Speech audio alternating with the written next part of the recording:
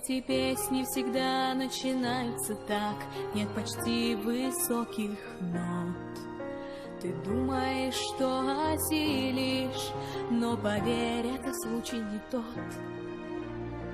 С таким-то тембром ты осилишь все низы. Их другим бы спеть, но они не могли. Но мы-то знаем наперед, какой в Диснее поворот. В начале рай, к концу трындец. О нет, уже конец. Хотя стоп, все же норм. Пианино в помощь нам. Можно здесь сложануть, на фальцете продолжить путь. Не боюсь я высоких нот уже. Вот второй куплет. Диапазон мой всегда мне был по душе.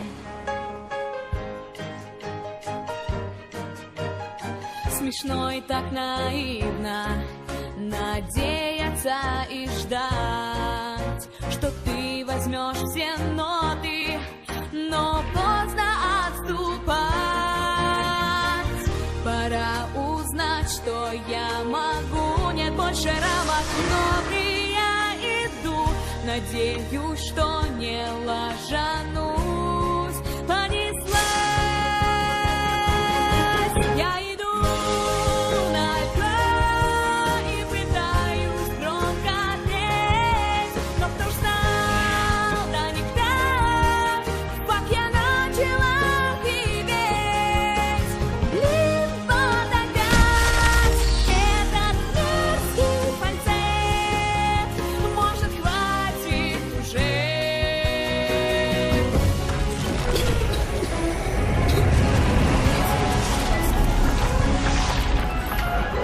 О нет, настал уж кульминации черед.